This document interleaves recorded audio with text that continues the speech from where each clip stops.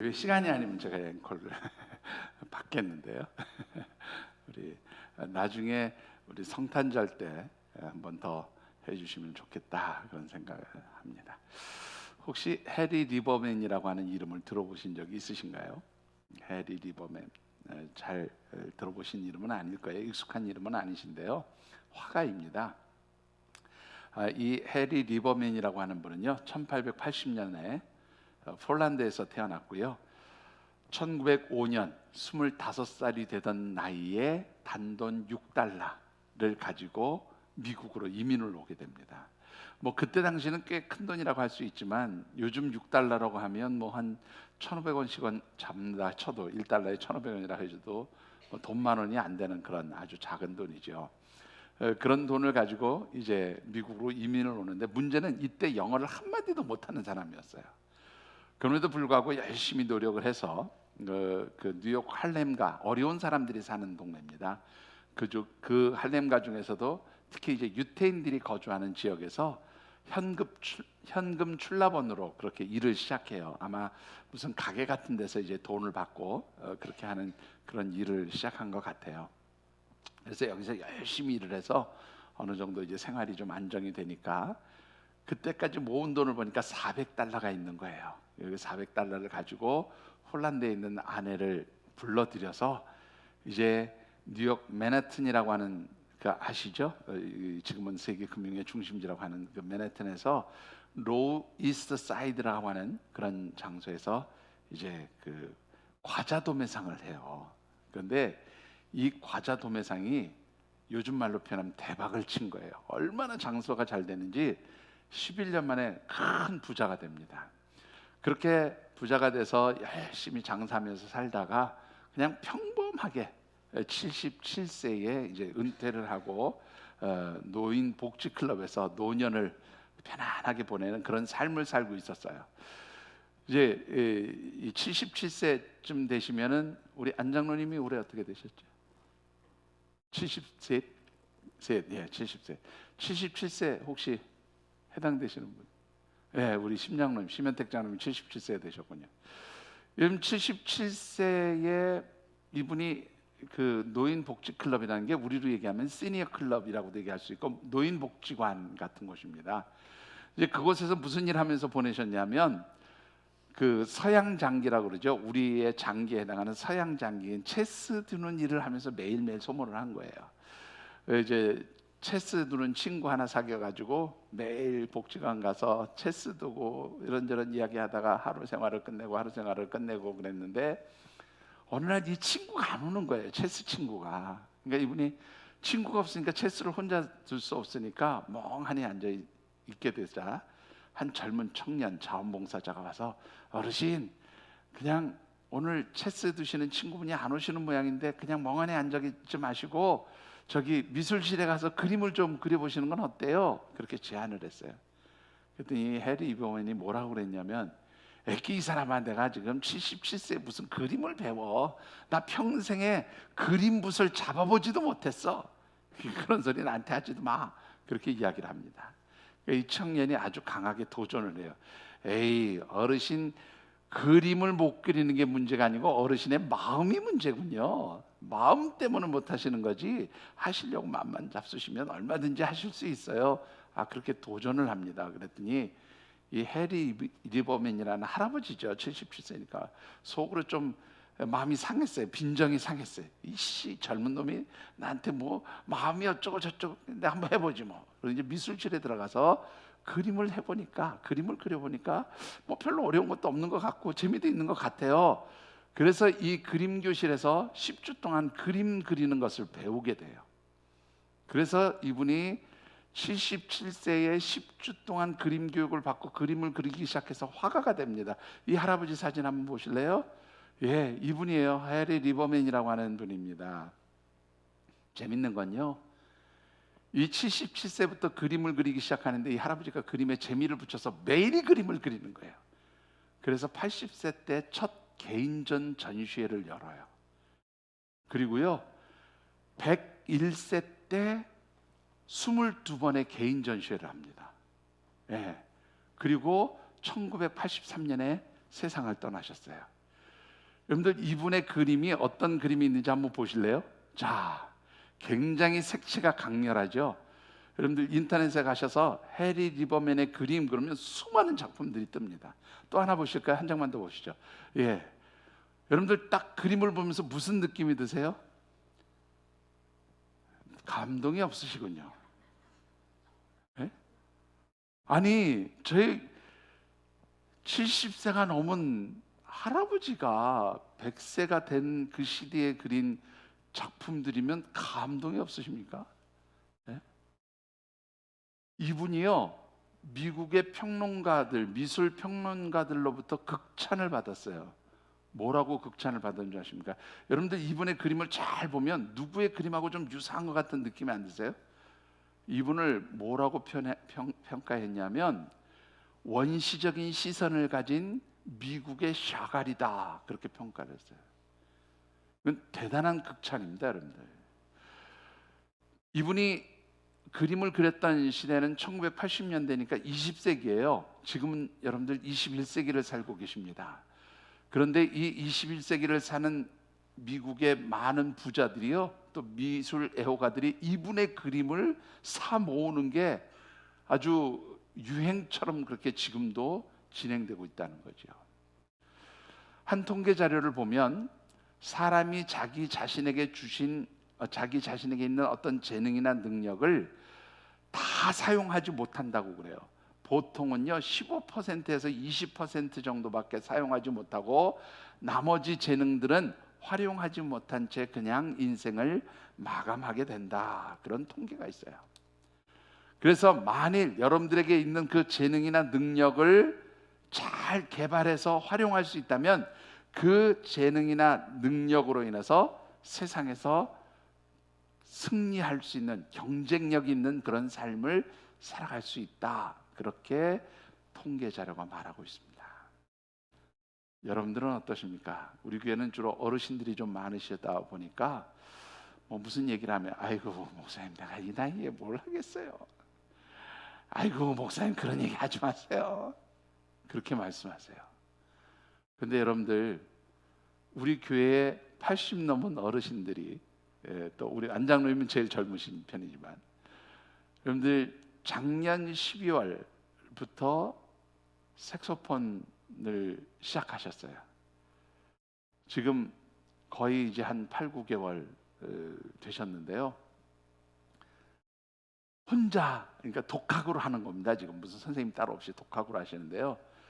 아마 성탄절쯤 되면 여러분들에게 좀 부족하지만 그래도 우리 성탄절 곡을 한두 곡씩이라도, 또 찬송가 한두 곡씩이라도 아마 연주할 수 있는 그런 시간이 있을 거라고 저는 기대를 합니다. 믿으십니까? 그럼 믿으시면 큰 소리로 아멘을 해야지, 이렇게 적습니까 소리가? 예. 여러분들 어르신들이 얼마나 열심히 연습하시는지 몰라요. 한번 보세요. 나중에 감탄하실 겁니다. 저 연세에 저렇게 하시는구나, 도전이 되시리라고 믿습니다.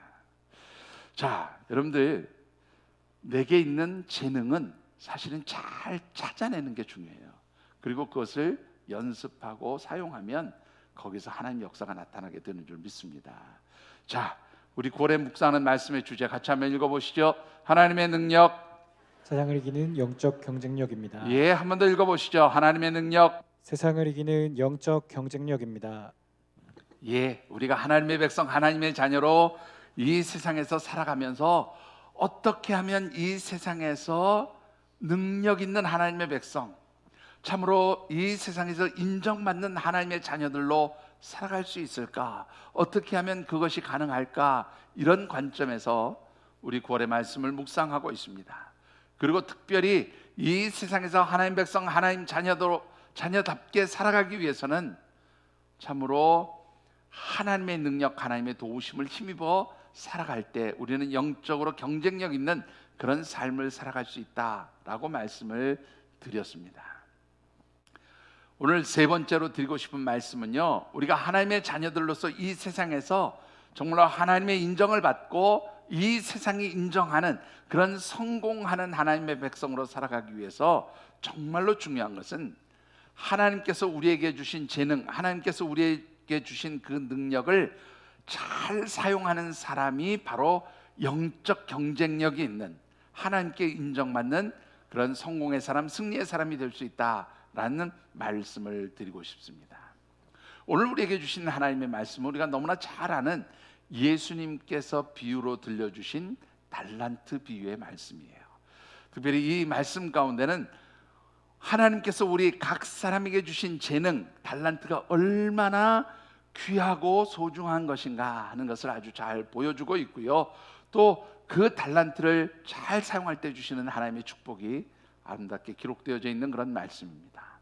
주신 말씀을 묵상하는 가운데 우리 모든 하늘샘 가족들이 내게 주신 달란트를 잘 발견하고 사용하셔서 하나님의 놀라운 축복을 받는 그런 귀한 은혜의 역사가 있게 되기를 주님의 이름으로 축원합니다. 자, 오늘 주신 말씀 통해서 우리가 먼저 묵상해 보고 싶은 것은 하나님께서 우리에게 주신 재능 또는 달란트란 것이 무엇일까 하는 거예요. 자, 여러분들 달란트 재능이 있으십니까? 그 재능 달란트가 과연 무엇일까 하는 것인데요. 여러분들 결론부터 말씀을 드리면 하나님께서 우리 각 사람에게 주신 재능 또는 달란트는 하나님의 능력을 우리의 그릇에 맞게 부어주신 최고의 능력이다. 그렇게 말씀드리고 싶어요. 자, 이유는 말씀을 보시면 잘 아실 겁니다. 14절과 15절의 말씀을 같이 받들어 읽어보겠습니다. 또 어떤 사람이 타국에 갈 때 그 종들을 불러 자기 소유를 맡김과 같으니 각각 그 재능대로 한 사람에게는 금 5달란트를, 한 사람에게는 2달란트를, 한 사람에게는 1달란트를 주고 떠났더니. 자, 이 말씀은 조금 설명이 필요한데요. 마태복음 25장의 말씀은 흔히 말하는 종말론에 관한 예수님의 교훈이 담겨져 있는 말씀들이에요. 이 말씀은 예수님께서 부활승천하시고 난 후에 먼 훗날 어떻게 해요? 이 세상을 심판하시는 재림의 주로 다시 오실 때에 어떤 일이 일어날 것인가를 여러 가지 비유로 설명하고 있는데, 하나는 어떤 비유예요? 슬기로운 처녀들과 미련한 처녀들의 비유로, 또 하나는 달란트 비유로, 또 하나는 양과 염소의 비유로 설명을 해주고 계세요. 그 중에 하나가 오늘 본문에 말씀한 달란트의 비유인데요. 자, 이 말씀을 보면 어떤 사람이 타국으로 갈 때, 이 어떤 사람은 예수님 자신을 의미하기도 하고 하나님을 의미하기도 합니다. 타국으로 간다는 것은 이 땅에 있다가 어떻게 해요? 하나님 나라 천국으로 이제 부활승천하시잖아요. 그리고 나서 먼 훗날 다시 오시는 그런 날이 있을 것이다. 그렇게 말씀하고 계시는 거예요. 자, 그러니까 이 어떤 사람은 예수님 자신을 의미하기도 하고 또 예수님을 이 땅에 보내주신 하나님을 의미하는 말씀이기도 하다. 뭐 그렇게 봐도 틀림이 없습니다. 그런데 이 어떤 사람이 타국으로 가면서 자신의 종들을 다 불러 모았어요. 아마 이 주인에게는 3명의 종들이 있었던 것 같은데, 이 종들에게 각 사람의 재능에 따라서 5달란트, 2달란트, 1달란트씩 자신의 소유를 나누어 주고 이 주인이 이제 타국으로 떠났다. 그렇게 기록하고 있어요. 무엇에 따라 주셨다고요? 재능에 따라 주셨다. 그렇게 말씀해요. 그럼 도대체 이 재능이란 게 뭘까요, 여러분들? 자, 이 재능이란 말을 원문 헬라어 성경에 보면 이디안 듀나미스라고 그렇게 써요. 그건 다른 말로 표현하면, 우리말로 표현하면 그의 능력, 그런 뜻인데요. 이 말은 무슨 말인가 하면 그 자신이 태어날 때부터 가지고 있었던 능력, 그런 뜻이에요. 자, 여러분들 하나님께서 만드신 모든, 하나님께서 창조하신 모든 피조물들은 각자가 존재하는 목적이 있어요. 무슨 말인지 이해가 되시죠? 자, 하나님이 그냥 피조물들을 만드신 것이 아니라 다 이유가 있게 피조물들을 만드셨죠. 창세기 1장에 보면 하나님께서 만드신 많은 피조물들이 있어요. 그런데 거기 설명을 보면 예를 들어서 궁창이 있으라. 그래서 하나님은 궁창을 만드셨어요. 근데 이 궁창은 뭐 하기 위해서 만드셨어요? 이 궁창을 통해서 물을 나누셨어요. 그래서 궁창 위의 물과 궁창 아래의 물, 좀 번역해서 설명드리면 하늘 위의 물과 땅 아래의 물로 나누셨다. 그렇게 설명을 합니다. 자, 그런가 하면 하나님께서 큰 2개의 광명체를 만드셨어요. 자, 이 두 개의 광명체는 무엇과 무엇이에요? 태양과 달, 해와 달인데, 이 태양과 달은 무엇하기 위해서 만드셨어요? 하나님께서 이 태양과 달을 통해서 두 가지 일을 하게 하셨어요. 하나는 뭐냐면 땅을 비추게 하셨어요. 성경에 보면 땅을 비추게 하시고, 그 다음에 큰 광명체인 해는 낮을 주관하게 하시고, 작은 광명체인 달은 밤을 주관하게 하셨다, 그렇게 말씀합니다. 그러니까 이 해와 달은 뭐 하는 게 목적이에요? 빛을 비추는 게 목적이에요. 그리고 그 빛을 통해서 낮과 밤을 주관하게 하셨어요. 그러니까 이 태양과 달에는 어떤 능력이 있냐면 빛을 내는 능력이 있어요. 무슨 말인지 이해가 되시죠? 자, 정리를 해보면 하나님께서 어떤 피조물들을 만드실 때에 그 피조물들을 창조하실 때 그 창조하신 목적이 있어요. 아, 얘는 이러이러한 목적으로 쓰임을 받기를 원한다, 이런 목적으로 내가 만들었다, 그렇게 하나님이 계획하시고 만들어 놓으신 거예요. 그러면 만들었는데 그 만든 목적대로 역할을 하기 위해서는 뭐가 필요해요? 능력이 필요하죠. 빛을 비추게 하셨으면 빛을 낼 수 있는 능력을 주셔야 될 거 아니에요. 그러니까 태양은 스스로 빛을 내요. 그리고 달은 어떻게 해요? 그 태양의 빛을 반사해서 빛을 낼 수 있는 능력을 주셨어요. 그게 바로 오늘 본문에서 말하는 재능이에요. 그러면 사람에게 적용을 해보면, 자, 여러분들에게 묻겠습니다. 여러분들은 이 땅에 어떻게 오셨습니까? 두 가지로 제가 물어볼까요? 좀 짓궂은 질문을 하겠습니다만, 내가 이 땅에 태어난 것은 우리 엄마 아빠가 실수해서 내가 태어났어. 실수로 나간다. 내가 실수로 나왔어. 실수로. 입니까? 아니면 하나님께서 목적을 가지시고 나를 이 땅에 보내셨다라고 그렇게 고백하십니까? 전자입니까? 후자입니까? 확실합니까? 아빠 엄마 실수로 나오신 거 아니죠? 분명히 맞습니까? 하나님 보내신 거? 근데 왜 아멘 소리가 웃으면서 나와요? 자, 다시 한번 묻습니다. 하나님이 분명히 여러분을 보내셨음을 믿으십니까? 아빠 엄마 실수로 나온 거 아니시죠? 가히 왜 웃어? 자, 하나님이 보내셨다면, 하나님이 나를 보내실 때, 하나님 나를 창조하시고 이 땅에 보내실 때 보내신 뭐가 있어요? 목적이 있어요. 목적. 여러분들을 통해서 하나님 이루시고자 하는 목적이 있어요. 그러면 그 목적을 이루기 위해서는 뭐를 주셔요? 목적을 이루기 위해서 뭘 주셔요? 능력을 주셔요. 여러분들, 하나님이 너 이러이러한 거 해서 나를 즐겁게 해주면 좋겠다, 그게 바로 하나님이 보시기에 좋았다라는 말이에요. 그럼 하나님 너 이러이러한 거 해서 나를 기쁘게 해줘, 그래서 내가 보기에 좋았다라는 말을 하게 해줘. 그러면 하나님이 그 일을 할 수 있는 능력을 주시겠어요? 안 주시겠어요? 능력도 안 주시면서 하라 그러면 그건 말이 안 되는 거죠.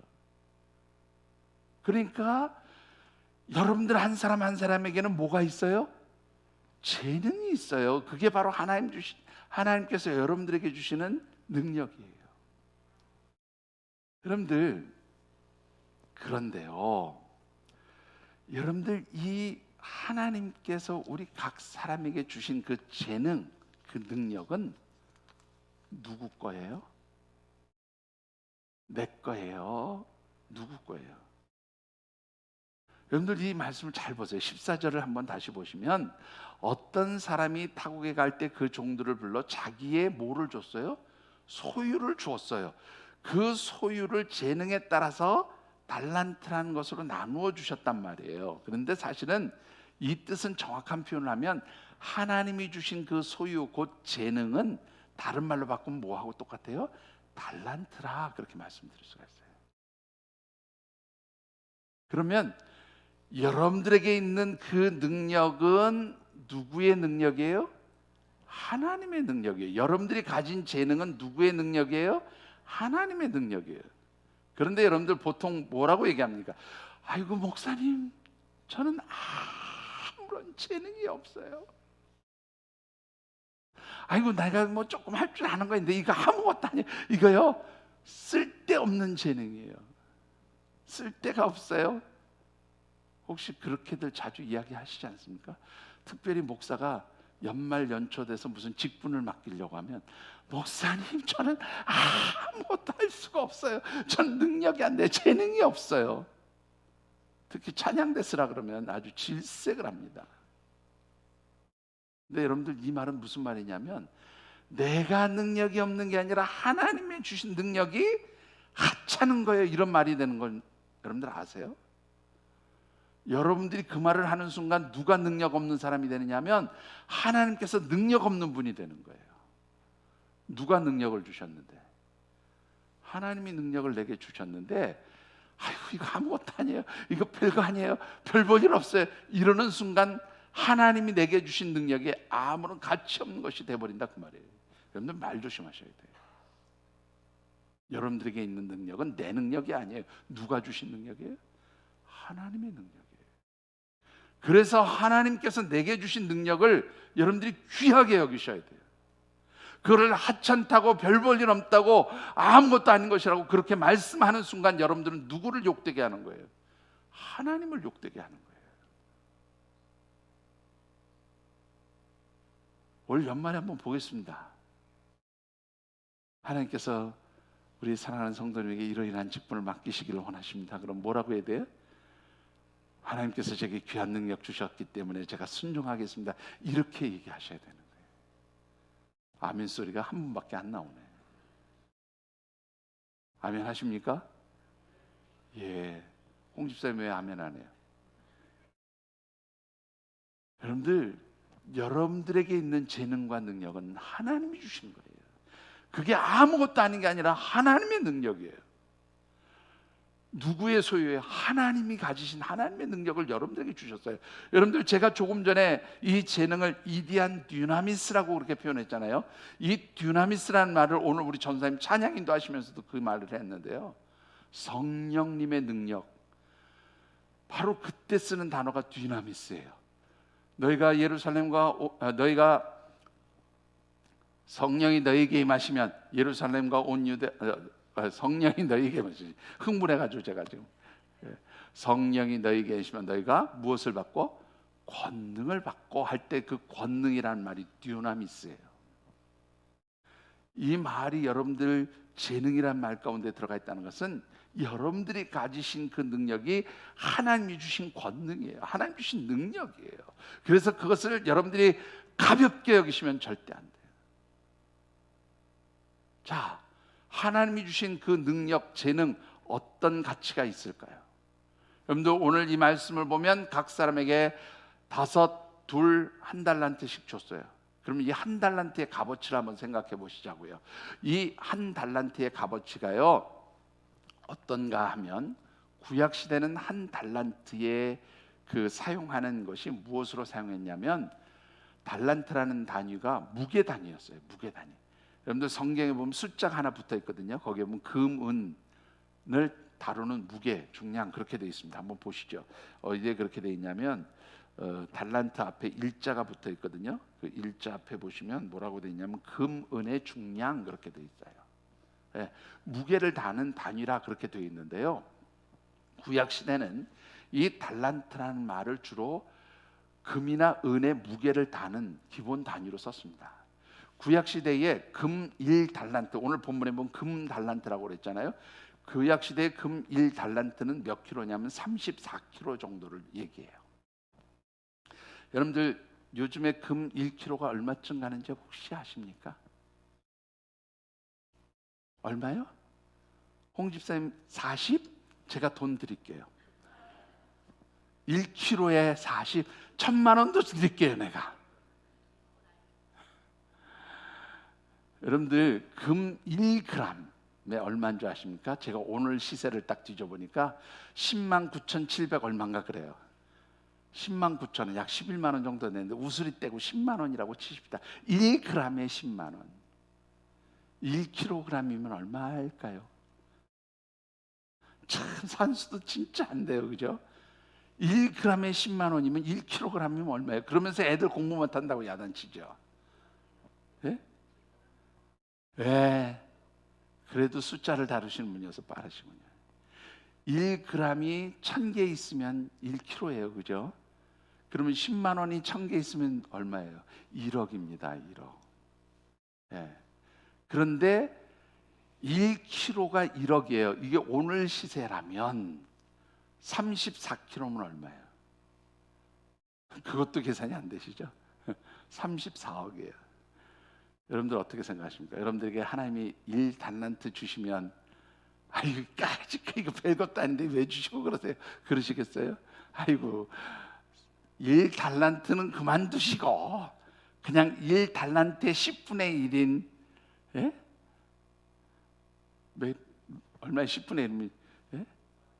예? 100g 1kg 정도만 주셔도 좋겠습니다. 그러시겠죠?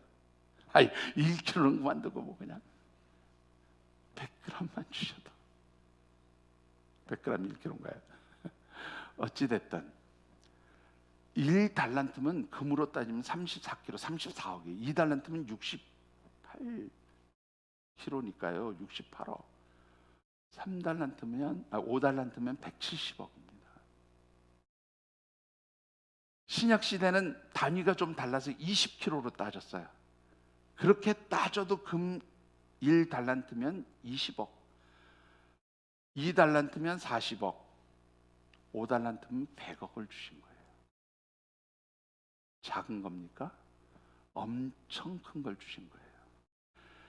사실 신약 시대에 오면 이거를 무게 단위로 쓰기보다는 화폐 단위로 씁니다. 그래서 로마 시대에는 달란트가 화폐의 종류 중에 하나로 인정을 받았는데요. 1달란트는 얼마냐면 60문화예요. 60문화. 예. 그리고 1문화는 얼마냐면요. 1문화가 대략 그러니까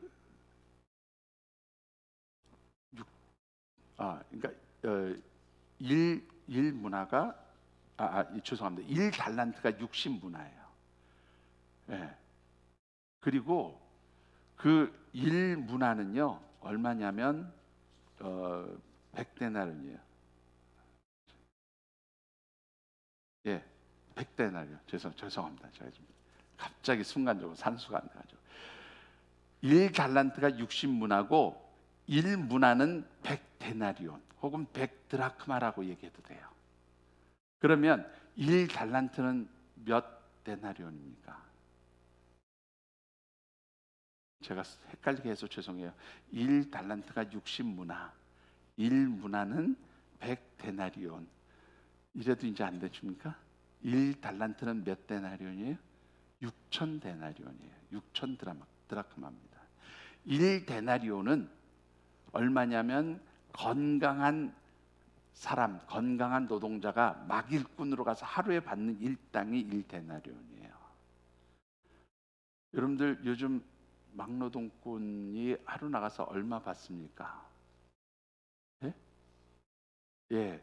서울에서는 한 15만 원 준다고 그러는데요. 그게 이제 왜 15만 원이냐면 직업 소개서를 통해서 이렇게 인력사무소를 통해서 받으면 15만 원에서 뭐 얼마를 떼고 보내기 때문에 한 15만 원 정도 되고 본인이 수령하는 거는 대략 한 12만 원 정도 되는 것 같아요. 근데 인력사무소 소개비를 포함해서 어쨌든 돈을 줘야 되니까 15만 원으로 계산하면요. 일 인건비가 15만 원이라고 계산하면 여러분들 6,000데나리온이면 얼마냐면 9억이에요. 1달란트가 9억입니다. 2달란트는 18억이고요. 5달란트는 얼마입니까? 45억이에요. 절대 작은 돈이 아닙니다. 화폐 단위로 따져도 그래요. 여러분들 윌리엄 핸드릭슨이라고 하는 그 성경학자가 있는데 이분은 뭐라고 얘기했냐면 6,000데나리온이라는 돈은 1달란트라는 돈은 한 명의 노동자가 20년 동안 열심히 하루도 쉬지 않고 나가서 땀 흘려 수고해서 받은 모든 일당을 한 푼도 쓰지 않고 모을 때 6,000데나리온 정도로 모을 수 있다고 그렇게 얘기를 했어요. 얼마나 큰 돈인지 이해하시겠죠? 여러분들 그러니까 이 데나리온으로 환산해서 하든 뭐 금의 무게로 환산해서 하든 이 각 사람에게 주신 이 달란트는 절대로 작은 게 아니라 엄청난 가치를 지니고 있다 그 말이에요. 그러면 여기서 이제 우리가 한 가지 고민을 해볼 수 있는 게 뭐냐면, 왜 차별하셨냔 말이에요. 누구는 잘라서 1달란트, 누구는 2달란트, 누구는 5달란트 줬냐? 여러분들 그런 뜻이 아닙니다. 이것은 두 가지로 나뉘어서 설명을 해야 되는데, 예수님께서 이 달란트 재능을 돈의 가치로 설명하신 이유는 뭐냐면, 이게 얼마나 큰 가치를 지닌 것인가를 설명하기 위해서 돈의 단위로 설명하신 거예요. 무게의 단위로 설명하신 거예요. 그럼 차별을 두신 이유는 뭘까요, 여러분들? 차별을 두시는 이유는 너는 능력이 부족하니까 이것만 가져, 그런 뜻이 아니에요.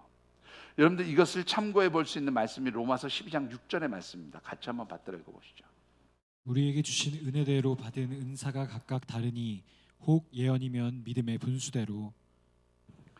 여러분들 여기에 보시면 받은 은사가 각각 다르다 그렇게 표현합니다. 요 은사라고 하는 말이 사실은 재능, 달란트란 말과 거의 유사한 뜻을 가지고 있어요. 헬라어로는 조금 다르게 표현은 되어 있지만 그 의미상은 거의 유사한 단어입니다. 그러니까 각 사람마다 뭐가 달라요? 받은 은사가 다르다. 이 말은 각 사람이 받은 재능이 다르다 그런 말이에요. 그러니까 예수님께서 이것을 1달란트, 2달란트, 5달란트 얘기한 거는 그 달란트를 가지고 있는 사람의 어떤 능력 때문에 차별을 둬서 줬다는 뜻이 아니라 각 사람이 가진 재능이 각각 다르다는 것을 달란트 숫자로 표시한 거예요. 제가 한번 설명을 이렇게 드려볼게요. 저는 초등학교 입학해서부터 고등학교 졸업할 때까지 제 손으로 그림을 그려본 적이 한 번도 없어요. 미술 시간에 제 손으로 그림을 그려서 내본 적이 한 번도 없어요. 누가 다 그려줬냐면 친구들이 그렸어요. 왜냐하면 그림 그리는 걸 진짜로 싫어했기 때문에. 그래서 저는 뭐 다른 것도 뭐 그렇게 성적이 뭐 아주 엑셀런트하게 뛰어나지는 않았지만 그림은 항상 미양가에서 왔다 갔다 했어요. 미술 성적은 미양가. 유일하게 고등학교 1학년 때 담임 선생님이 미술 선생님이어가지고 그때는 조금 잘 봐줘가지고 우쯤 받은 적이 한 번은 있어요. 근데 대부분 다 미양가예요. 미양가. 근데 제가 다른 건 잘 못해도, 물론 여러분들이 볼 때 우리 목사님 박치에 음치에 뭐 노래도 잘 찬송도 잘 못하면서 무슨 저런 말도 안 되는 소리를 해 그러실지 모르지만, 그래도 제가 중학교 고등학교 때 음악 성적은 전부 올수였어요. 믿거나 말거나. 네. 우리 여기 전공하신 김복희 집사님이랑 다 계시지만 중학교 때 시창 처음이란 걸 할 때 다 맞춘 사람 저 하나밖에 없었어요. 전교에서. 비록 지금은 아무것도 잘 못하지만 믿거나 말거나. 그러니까 저는 조금 음악적인 재능이 있지만 미술에 나는 재능이 없다고 생각을 할 수 있죠. 뭐 미술보다 더 음악보다 더 잘하는 거 있으면 말하는 건 잘한다고 그래요 사람들이. 예? 근데 우리 집 사람을 좀 없으니까 제가 이게 우리 집 사람은 음악 아주 싫어해요. 누가 노래 시키면 막 질색을 합니다. 근데 우리 집 사람 잘하는 거 있어요. 우리 집사람은 미술 쪽에는 굉장한 재능을 가진 사람입니다. 보통 감각이 아니에요. 그러면 우리 집사람하고 저하고 능력의 차이가 있는 거예요? 저한테는 5달란트 주고 우리 집사람한테 한 달란트 준 거예요? 여기서 말하는 뜻은 달란트 숫자의 차이가 많고 적음의 차이가 아니라 재능의 차이를 설명하는 거예요. 이해하십니까? 그러니까 여러분들이 몇 달란트 받았는지 그게 중요한 게 아니라 내가 어떤 재능을 받았는지 그거를 찾아내는 게 중요한 줄 믿으시기 바랍니다. 예, 여러분들 자녀들에게 추석 명절에 만나서 손자 손녀들에게 너는 뭘 잘하니? 그러면서 참 쓸데없는 거나 잘하고 있구나 그러시면 안 돼요. 그게 바로 그 아이가 잘하는 하나님 주신 달란트 은사예요. 그게 여러분들 얼마나 귀하고 가치 있는 것인지 아무도 몰라요. 여러분들 옛날에요 맨날 게임하는 애들 죄송합니다. 저세까지만 했어요 제가. 예. 저 녀석은 맨날 게임만 하고 있어서 저거 뭐에 써먹을까 그랬는데 걔네들이 나중에요, 예? 뭐해 나가요? 예?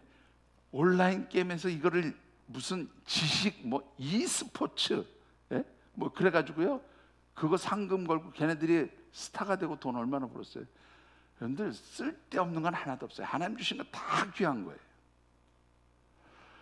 여러분들 이 예수님께서 비유로 지금 달란트에 차별을 두셨다는 말은 실제로 그 달란트를 차별하여 주셨다는 게 아니라 재능의 차이를 두셨다 그 말이에요.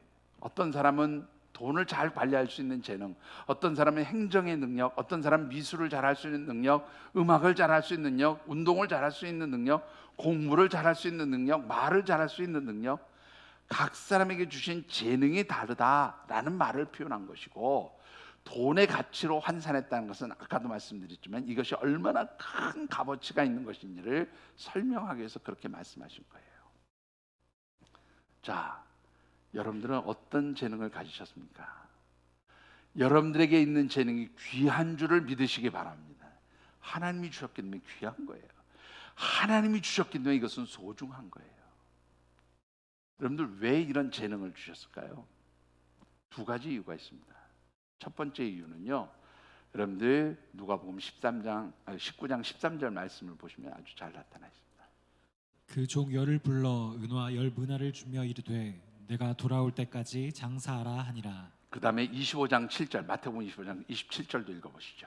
그러면 내가 마땅히 내 돈을 취하는 자들에게나 맡겼다가 내가 돌아와서 내 원금과 이자를 받게 하였을 것이니라 하고. 장사하라는 말은 사업하라는 말과 똑같은 말이에요. 그럼 사업할 때 미천을 대주면서 사업해라. 근데 사업해서 망해가지고 쫄딱 망해서 와라 그런 뜻이에요? 사업 시작하는데 이거 해가지고 쫄딱 망해라 그렇게 하고 사업자금 대줍니까? 이거는 뭐냐면 이득을 남겨서 와라 하는 기대감이 있는 거예요. 그러니까 자본을 대주는 거죠. 그렇지 않습니까? 여러분들 27절, 25장 27절에 보면 뭐라고 되어 있냐면 원금과 뭐를 가져와라? 이자를 가져와라. 이 말은 뭐냐면 최소 네가 사업을 못해서 돈을 벌 능력이 안 되면 은행에다 맡겨놓고 이자라도 가지고 와라 이런 말이에요. 그러니까 하나님께서 우리에게 재능을 주셨을 때는 이 재능을 통해서 뭔가를 남겨라 라는 기대가 있는 거예요. 여러분들에게 묻겠습니다. 하나님께 뭔가 남겨드리셨습니까? 왜 아무도 대답을 안 하세요? 여러분들에게 주신 재능을 가지고 하나님께 뭔가를 남겨드렸다고 믿으십니까? 그냥 겸손하게 아니라고 대답하시는 거죠. 그런데 하나님께서 내게 주신 재능은 나 잘 먹고 잘 살라고 주신 게 아니에요. 그것을 통해서 누구를 기쁘게 하라는 거예요. 하나님께 뭔가를 남겨드림으로 하나님을 기쁘시게 하기를 원해서 하나님이 그런 기대감을 가지고 우리에게 재능을 주신 거예요. 여러분들 아직 살아 계시죠? 아직 살아 계시죠? 그러면 하나님은 아직도 여러분들을 포기하지 않으셨다는 거예요. 여러분들을 통해서 무엇인가를 하나님께서 기대하고 계신다는 거예요. 믿으십니까? 여러분들 내가 살아있다는 것은 하나님 아직 나를 통해서 뭔가 하나님 받기를 원하시는 기대감이 있기 때문에 살려두시는 거예요. 그래서 여러분들이 하나님께 여러분들에게 주신 그 능력, 재능을 가지고 하나님을 기쁘시게 할 수 있는 뭔가를 남겨드릴 수 있게 되기를 주의 이름으로 축원합니다. 두 번째로는요, 하나님 우리에게 재능을 주신 이유는요, 불평하지 않게 하기 위해서 재능 주신 거예요. 여러분들 누가복음 19장 13절을 다시 한번 읽어보시죠. 그 종 열을 불러 열 문화를 주며 이르되 내가 돌아올 때까지 장사하라 하니라. 종 열을 불어서 은하 열 문화를 줬어요. 여기에서는 좀 달란트 비유하고 병행 본문이지만 좀 다르게 표현한 것이 동일한 액수의 금액을 종들에게 똑같이 나눠줬다는 거예요. 이게는 뭐냐면 모든 사람에게 동일한 기회를 주셨다라는 거예요. 여러분들, 아이고 하나님은 나에게 아무것도 안 주셨어요, 나는 그런 기회를 안 주셨어요. 절대로 그렇게 말씀하지 마세요. 이미 하나님께서는 여러분들에게 주신 재능과 달란트와 능력을 사용할 수 있는 기회를 다 이미 동등하게 주신 줄 믿으시기 바랍니다. 나중에 가서 하나님 앞에 가서 하나님, 나는 하나님 주신 기회를 받은 적이 없는데, 이거는 변명할 수 없는 거예요. 그렇게 변명되지 않아요. 하나님 원하시는 것은 이미 너에게도 똑같은 기회를 주었어. 그것을 하나님께서 말씀하시기 위해서 각 사람에게 재능을 주신 거예요. 근데 기회를 주셨는데 여러분들이 사용하지 않으면 그것 때문에 결국은 하나님께 책망을 받겠죠. 여러분들, 우리 모두는 이미 하나님께 받은 능력과 기회가 여러분들 앞에 아직도 놓여져 있다는 사실을 잊지 않게 되기를 주의 이름으로 축원합니다. 그래서 그 주신 기회와 능력을 통해서 하나님을 기쁘시게 해드려야 돼요. 자, 문제는 여러분들, 이 주신 재능, 이 달란트, 하나님 주신 능력에 대해서 어떤 반응을 보이고 있느냐라는 겁니다. 나는 어떤 반응을 보이고 있을까? 오늘 본문에 보면 두 가지 반응이 나오죠. 하나는 뭐냐면 잘 남긴 사람들이 있습니다. 16절과 17절을 같이 한번 받들어 읽어보시죠. 5달란트 받은 자는 바로 가서 그것으로 장사하여 또 5달란트를 남기고 2달란트 받은 자도 그같이 하여 또 2달란트를 남겼으되. 이 종들은 주인이 준 것을 바로 가서 장사해서 남겼어요. 그죠?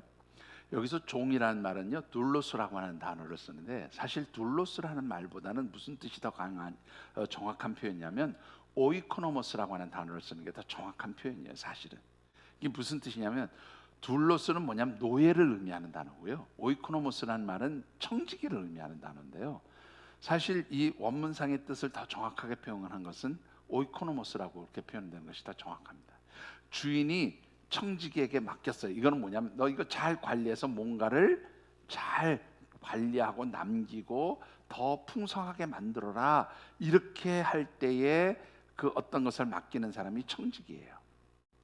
오늘 본문에서는 둘로스라는 단어를 쓰기는 했지만, 뭐 그 이유는 이것을 사명감으로 얘기하면 둘로스라는 말로 바꿀 수 있어요. 근데 이제 이것을 우리가 재능이라는 말로 바꾸면 그것은 바로 청지기로서 남겨라, 그런 뜻입니다.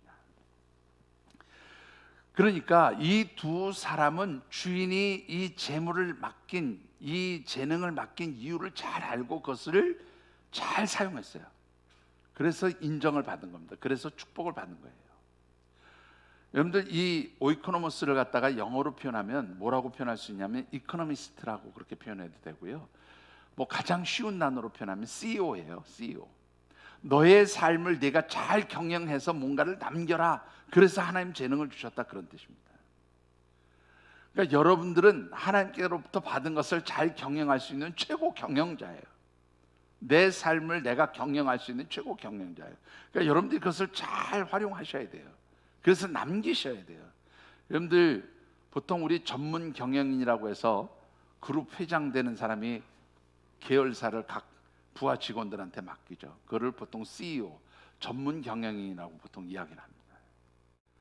이 전문 경영인이 회사를 잘 경영해서 남기면 계속 사장 노릇하지만 못 남기면 하루아침에 날아가요. 저희 친구 중에 아직도 외국계 회사에서 사장을 하는 친구가 있어요.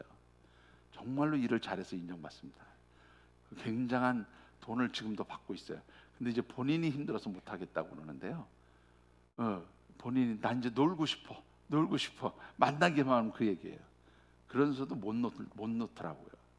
올해까지만 진짜 이러고 끝낸다고 얘기하는데 이제 내년에 가봐야 알아요, 또 놀지 안 놀지는. 근데 여러분들, 그게 바로 최고 경영자예요.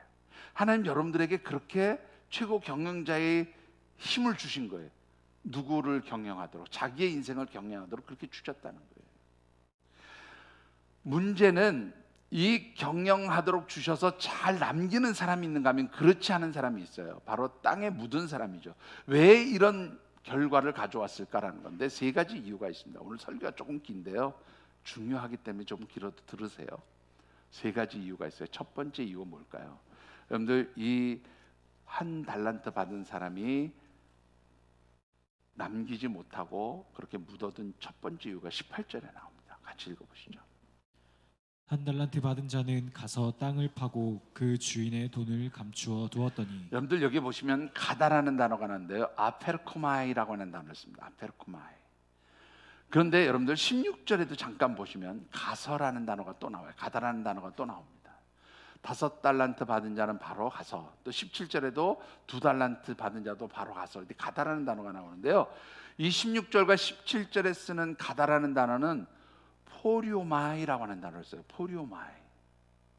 포리오마이와 아페르코마이 뜻이 달라요. 포리오마이는 뭐냐면 주인이 맡긴 일을 무엇인가 시작하기 위해서 출발했다, 시작했다. 그래서 그 출발하기 위해서 가는 것을 포리오마이 그렇게 표현해요. 그런데 이 아페르코마이는 뭐냐면 무엇으로부터 떠나버렸다, 그런 뜻이에요. 그러니까 한 달란트 받은 종은 주인으로부터 마음이 떠나버려서 주인에게서 멀어져 버렸다, 이런 뜻입니다.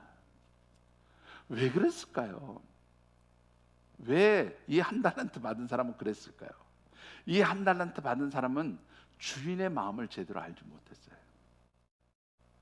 이 주인이 준 것은 능력의 차이로 부어진 것이 아니라 무엇의 차이라고 말씀드렸어요? 재능의 차이다. 하는 일이 다른 것으로 하나님께서 그렇게 주셨다는 말이에요. 그런데 이 한 달란트 받은 사람은 비교했어요. 쟤는 5, 쟤는 2, 근데 왜 나는 하나? 이씨, 기분 나빠. 뭐 이까짓 거 뭐 남겨봐야 뭐 남겼다는 소리 듣겠어? 그리고 땅에 묻었다는 거예요. 그리고 그 마음은 누구로부터 떠나갔어요? 주인으로부터 떠나간 거예요. 여러분들, 하나님께서 내게 주신 것에 대해서 자족하고 감사하는 사람은 절대로 이렇게 살지 않아요. 그런데 하나님께서 내게 주신 것을 가지고 항상 비교하는 사람이 있어요. 누구는 어떻게 주셨네, 누구에게는 뭘 주셨네, 왜 나에게는 요것밖에 안 줬어, 왜 나에게는 이런 걸 주셨어. 그렇게 비교하기 시작하면 그 속에서는 뭐만 나와요? 불평만 나와요. 감사가 사라져요. 그렇게 되면 하나님께서 아무리 좋은 것을 주셔도 그것을 사용하지 못하고 묻어두게 된다, 그런 말이에요. 여러분들은 어떻습니까? 여러분들은 나는 아무런 재능이 없다고 그렇게 불평하고 원망하시고 하나님 앞에 감사하지 못하는 삶을 혹이라도 살지 않으셨는지요? 여러분들, 모든 사람에게는 하나님 주신 능력이 있어요. 그것을 여러분들이 찾을 수 있게 되기를 주의 이름으로 축원합니다. 이 사람이 하나님 주신 그 능력을 사용하지 못하고 묻어둔 두 번째 이유는요, 부정적인 생각 때문이에요. 여러분들 25장 24절과 25절을 읽어보시죠. 한 달란트 받았던 자는 와서 이르되 주인이여 당신은 굳은 사람이라 심지 않은 데서 거두고 해치지 않은 데서 모으는 줄을 내가 알았으므로 두려워하여 나가서 당신의 달란트를 땅에 감추어 두었나이다. 보소서 당신의 것을 가지셨나이다. 여러분들 한번 생각해 보시죠. 하나님이 심지 않은 데서 거두시는 분이세요? 그랬으면 사도 바울이 심은 대로 거두리라는 말을 절대로 하지 않았을 거예요. 여러분들, 씨를 뿌려야 거두는 게 있어요. 심어야 거두는 게 있어요. 근데 이 사람은 지금 하나님에 대해서 대단히 잘못 알고 있습니다. 하나님은 심지 않아도 거두는, 물론 하나님 그렇게 하실 수 있지만 하나님께서 하나님 만드신 법칙을 거슬리는 법이 없어요. 무슨 말인가 하면 하나님께서도 심은 대로 거두게 하시는 게 하나님 법칙이에요. 이 말은 무슨 뜻인가 하면 하나님이 우리에게 재능을 주셨을 때 그 재능을 사용하면 반드시 뭐가 있게 하시겠다는 거예요. 열매가 있게 하시겠다는 그런 의미가 이미 이 재능을 주셨을 때, 능력을 주셨을 때 그 의미에 담겨져 있어요. 근데 이 한 달란트 받은 사람은 무슨 생각을 했냐면, 이것 만약에 내가 사용하다가 망해버리면 어떡해? 그러면 이 주인이 내가 잘못 사용해서 망했다고 책망하고 죽일 거 아니야. 그러니까 그냥 원금이라도 보존하지, 그렇게 얘기를 했다는 거예요.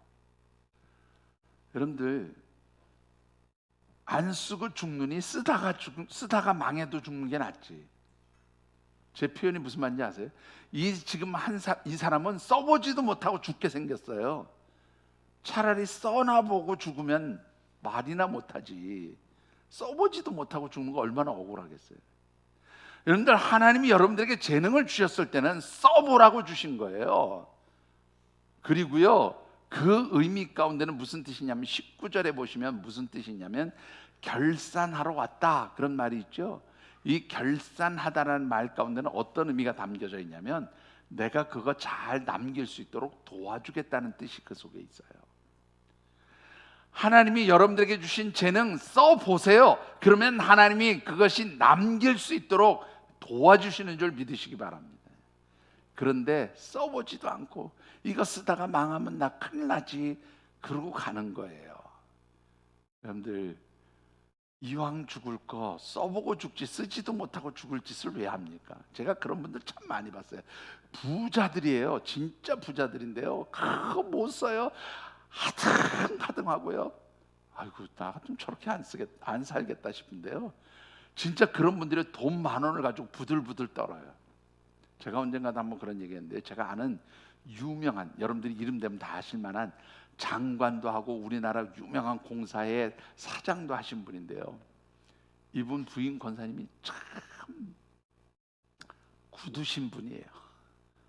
그래가지고요, 참 베풀지를 잘 못해요. 후배 목사가 유학을 가는데 정말로 어려웠어요. 여유가 있으신 분이니까, 권사님 저 장학금 좀 도와주시면 안 될까요? 그랬더니 이분이 딱 주신 게 얼마냐면 500불을 주셨어요. 유학 갈 때. 뭐 당신 딴에는 굉장히 큰 액수를 쓰신 거죠. 근데 이분이 그 뒤에 몇 년 뒤에 그 많은 재산을 두고 하루아침에 갔어요. 어떻게 갔냐면 주일날 항상 일부 예배 드리고 이분이 남편과 함께 등산을 가세요. 근데 등산 가는 날은 기사가 없어서 남편이 운전하는데 이분이 자기가 운전하는 게 익숙하지 않으니까. 근데 이분 집이요, 저기 어디 그 우리나라 부자들 사는 동네 가면 이렇게 한참 언덕처럼 돼 있어서 올라가면 막 정원이 한 몇백 평 쫙 펼쳐져 있고 거기에 뭐 기가 막힌 그런 집이 있는 분이에요. 제가 그분 교구 담당 목사를 했기 때문에 가봐서 잘 알아요. 항상 차가 언덕바지에 이렇게 집착되어 있는데 그 차를 빼려고 남편이, 이게 운전을 익숙하니까 이 부인 권사님 뒤에서 오라이 스톱 이거 하다가 실수로 남편이 그냥 밀어버려가지고 그 남편 차에 치여서 죽었어요. 그 돈 한 푼도 못 써보고 죽었어요. 쓰지도 못하고 죽어요. 왜 그렇게 삽니까? 쓰고 돌아가세요. 쓰고. 그러면 하나님이 축복하세요. 쓰지도 못하고 아등바등하다가 왜 그렇게 살다가 죽냐고요. 여러분들 표정 보니까 나는 가진 게 없어서 아무 상관이 없어 그런 표정인데, 여러분들에게도 다 쓸 게 있어요. 그거 쓰고 죽으시라고요. 그래야 하나님 기뻐하세요. 여러분들, 세 번째로 이 사람이 죽게 된 이유는 어리석은 자가 된 이유가 뭐냐면, 여러분들 26절 한번 보세요. 그 주인이 대답하여 이르되 악하고 게으른 종아, 나는 심지 거기까지만 읽읍시다. 악하고 게으른 종이에요. 이 게으르단 말이요, 원문 뜻을 보면 일 하나도 안 했다는 말이에요. 여러분들, 맡겨주신 일 안 하는 것은 악한 자들이에요. 게으른 자들이에요. 여러분들이, 제가 늘 드린 말씀이 하잖아요. 아직도 생명이 있다는 것은 할 일이 남았다는 거예요. 그런데 나는 나이가 먹어서, 나는 늙어서, 나는 뭐가 어때서 할 일이 없어요. 하나님 보실 때는 이 악하고 게으른 종아, 그렇게 얘기하시는 거예요.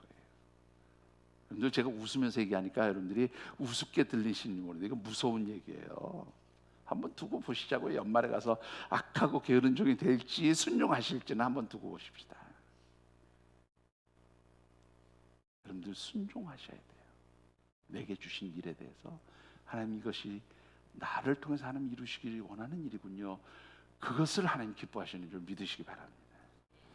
여러분들, 남긴 사람과 그렇지 않은 사람의 차이가 무엇일까요? 여러분들, 남긴 사람들은 하나님의 축복이 있어요. 어떤 축복이 있는지 한번 보십시다. 여러분들 21절을 같이 받들어 읽어보시죠. 그 주인이 이르되 잘하였도다 착하고 충성된 종아 내가 적은 일에 충성하였음에 내가 많은 것을 내게 맡기리니 내 주인의 즐거움에 참여할지어다. 세 하고. 가지예요. 인정받았어요. 착하고 충성된 종이다. 잘했다. 하나님이 인정하셨어요. 두 번째는요. 너 작은 것 줘도 잘하는구나. 내가 더 큰 것 줄게. 더 큰 것을 맡기세요. 세 번째, 내 주인의 즐거움에 참여할 것이다. 내 주인의 잔치에 내 주인이 누리는 기쁨에 너도 함께 참여하여 그 기쁨을 누릴 것이다. 천국 잔치에 참여할 것이다. 그런 뜻이에요. 반대로 악하고 게으른 종에게는 뭐라고 그래요? 두 가지예요. 있는 것도 빼앗겨요. 자, 여러분들 보시죠. 몇 절에 그렇게 기록되어 있습니까? 몇 절에 기록되어 있나요? 예, 29절을 한번 같이 읽어보시죠. 28절이네요. 같이 읽어봅니다. 그에게서 그 한 달란트를 빼앗아 10달란트 가진 자에게 주라. 그리고 29절에는요. 이 무익한 종 30절이군요. 죄송합니다. 이 무익한 종을 바깥 어두운 데로 내쫓으라. 거기서 슬피 울며 이를 갈리라 하니라. 하나님의 나라에서 쫓김을 당하는데요. 쫓김을 당하는. 여러분들 특별히 하나님께서 기뻐하시는 그 일들, 재능과 달란트, 그 능력을 가지고 잘 사용한 사람들에게 주시는 축복은요, 아주 독특한 특징이 있어요. 그게 바로 29절에 있습니다. 같이 읽어보시죠. 무릇 있는 자는 받아 풍족하게 되고 없는 자는 그 있는 것까지 빼앗기리라. 쓰면 사라지는 게 아니고요, 사용하는 만큼 하나님 더 어떻게 해요? 더 풍족하게 채우시는 것이 하나님의 법칙이에요. 여러분들 아끼고 바둥바둥 해보십시오. 남을 것 같은데 안 남아요. 근데 하나님 쓰면 더 주세요. 채워주세요. 넘치도록 주세요. 네.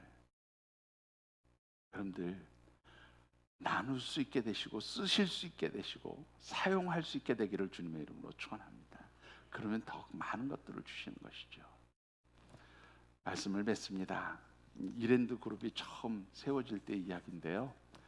그때는 진짜 와서 일하겠다는 사람이 없어서 되게 힘들었다고 그래요. 그런데 어느 날 이 박성수, 그때는 사장이었겠죠. 사장이 와가지고 이제 예배를 드리고 교회에서 나오는데 한 청년이 와서 집사님, 저도 집사님 회사에서 일 좀 하면 안 될까요? 그리고 이제 요청을 했다는 거죠. 보니까 장애를 가진 청년인데 한쪽은 소아마비 때문에 다리를 좀 저는 불편함이 있고 또 말도 굉장히 어눌한 그런 청년이었대요. 그래도 일하고 싶다고 하니까 데려다가 영업 파트에서 일을 시키는데 자기가 장애를 가지고 있음에도 불구하고 아주 성실하게 일을 했더니 이 좋은 그런 영업 실적들을 내더라는 거죠. 그래서 5년이 지난 뒤에는 한 지역을 책임맡는 그런 책임자가 됐다고 그래요. 근데 열심히 일을 하다 보니까 너무 좀 열심히 지나서 그랬는지 모르지만 이 청년이 그만 실수로 큰 회사에 손실을 가져오게 되었답니다. 그래서 이제 결국 회사에서 잘리게 된 거죠. 그러니까 이제 그때는 벌써 이제 이랜드가 하나의 회사가 아니라 여러 개의 계열사가 벌써 있어가지고 이제 이 청년을 직접 회장인 박성수 회장이 부른 거예요. 아이고 이렇게 해서 이제 회사를 나가게 됐는데 내가 자네에게 하나 묻겠는데 정말로 꼭 해보고 싶은 일이 있냐? 네가 해보고 싶은 진짜 해보고 싶은 일이 있냐? 그랬더니 이 청년이 자기는 사실 영업을 열심히 나름대로 하지만 이렇게 능력이 아닌 것 같고 자기는 꼭 해보고 싶은 일이 책 만드는 일을 해보고 싶다고 그러더래요. 그래서 마침 그때 이 이랜드에서 회사 사보를 만드는 일을 시작하려고 하는데 이 청년을 거기 책임자로 보낸 거예요. 그리고 1년 뒤에 책이 나왔는데요. 너무너무 깜짝 놀란 게 회장도 놀라고 전 직원이 너무너무 책이 잘 나왔는데 여러분들 다른 회사 책들과 디자인도 다르고 내용도 다르고 너무 아주 기가 막히게 편집을 했다는 거예요. 그래서 이 책이 나오자마자부터 그 회장은 물론이고 전 직원들한테 매달 기다리는 책으로 인기 탑에 오르게 됐어요. 그리고 또 1년이 지났는데 어느 날 이 청년이 박성수 회장한테 찾아가서 회장님 제가 사고를 쳤어요. 또 가슴이 덜컥한 거예요. 무슨 사고를 쳐서 손실을 보겠나 그랬더니 사실은요 우리 회사 사보를 지금은 문화관광부라고 그러죠. 문화공모부, 그때 당시 문화공모부에서 주최하는 그 우리나라 사보 경진대회라는 게 있었대요. 모든 회사에서 나오는 사보를 모아서 가장 뛰어난 사보를 선정하고 상을 주는 건데, 그때 당시 그 우리나라에서 각 회사에서 나오는 사보가 3,800개 사보가 있었는데요. 이 3,800개 사보에서 대상을 차지한 거예요. 그리고 우리나라 잡지사들이 주관하는 사보 경진대회라는 데서도 역시 대상을 차지했어요. 이 박성수 회장이 그 청년을 보면서 무슨 얘기를 했냐면, 하나님께서는 모든 사람에게 꼭 필요한 재능을 주시고 그 일을 통해서 열매를 거두시더라. 여러분들은 어떻습니까? 여러분들 한 사람 한 사람에게도 하나님 주신 재능이 있는 줄 믿으시기 바랍니다. 그것을 사용하기를 원하시고요, 사용할 때 하나님이 도와주시고 그 도와주시는 하나님의 도우심으로 여러분들이 열매 맺는, 이 세상을 이기는 경쟁력 있는 삶을 살게 하시는 줄 믿습니다. 여러분들 모두가 하나님 내게 아직도 사명 주시고 나를 통해서 이루실 일들을 기대하고 있음을 믿습니다. 하나님 사용해 주세요. 하나님 순종하겠습니다 고백하시고 나아가시는 그런 귀한 우리 믿음의 가족들이 되어주시기를 주님의 이름으로 축원합니다. 기도하겠습니다. 주신 말씀